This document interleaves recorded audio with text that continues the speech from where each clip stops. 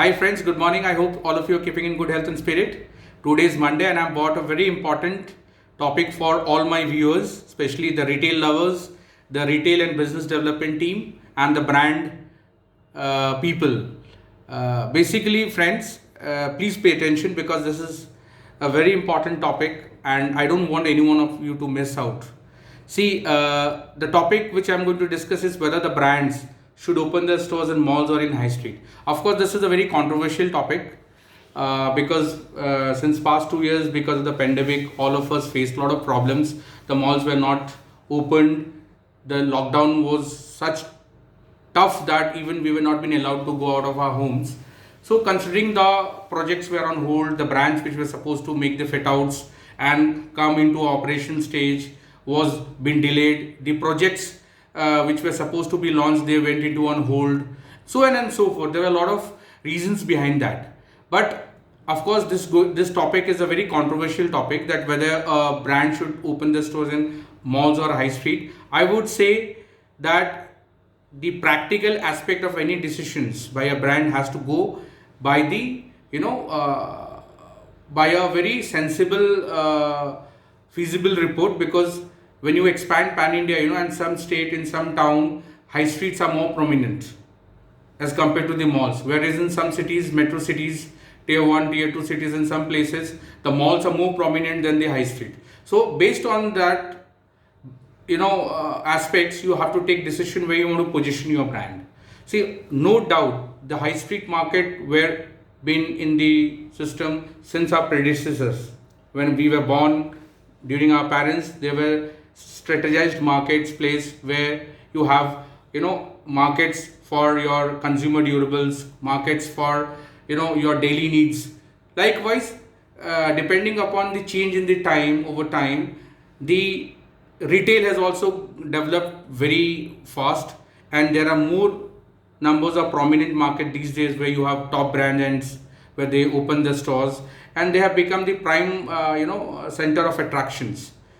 I would rather say, without wasting much time, that no doubt, if you open stores in any high street, you have to see that the cost of operations are quite less.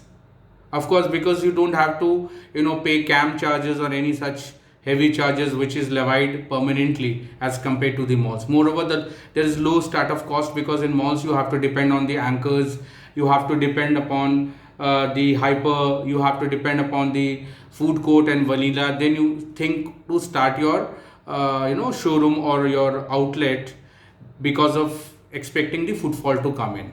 And third, of course, in high street you have a very considerable base of the footfall traffic. People normally are habitual getting into a high street markets, and they have been doing very well.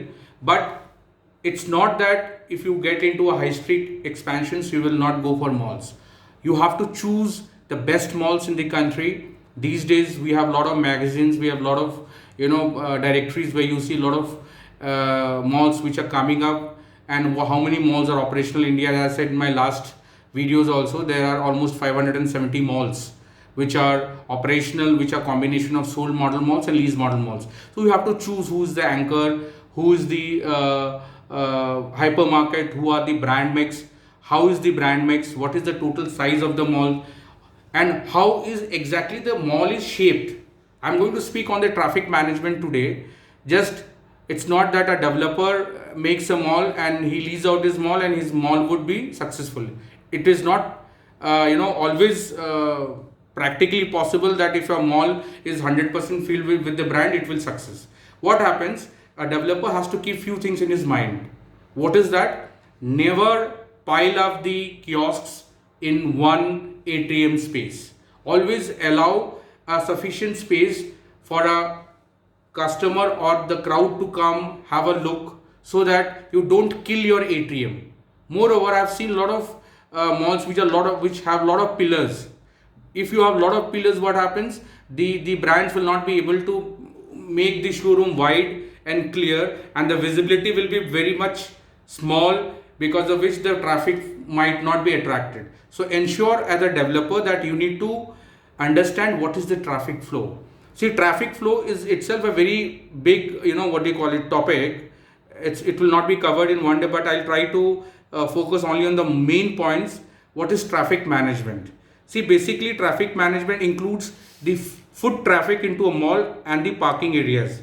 Okay, so when I say managing foot traffic, when you make any traffic management, you should ensure that how many entries of the malls are there, from which the customers or the mall visitors come, and where would they land up. At times I have seen there are malls which are star shaped. So what happens, such clustered malls, the traffic rotates in the same areas, and finally they land into atrium which is very small and crowded, which you don't even have a space to stand there. And some of the developers have also started piling up those spaces with lot of kiosks in it. No, atrium space always has to be ATM space. That area has to be vacated. Any events you're going to conduct, any card display you want to open, any special activities you want to do, that is an atrium place where you can ensure as a center of place. Don't kill your malls by putting too many kiosks. Don't kill your space by too many closure of the distance between each or other brands. You should have enough space for the customers to walk in, feel the luxury of the malls.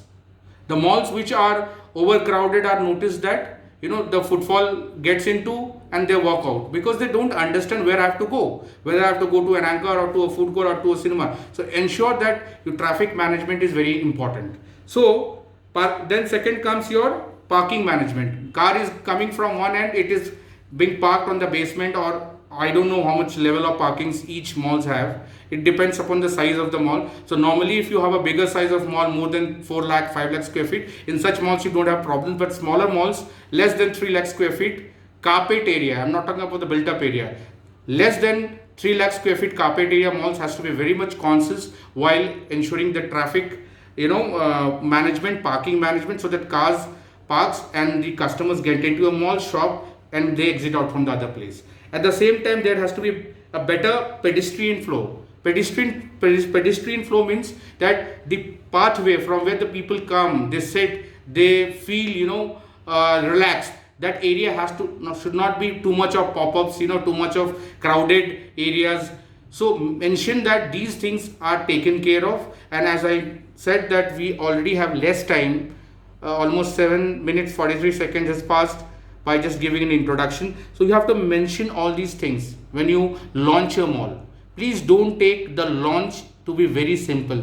Had it been so simple, any retail developer could have brought Tom, Harry, Dick and they would have opened the mall.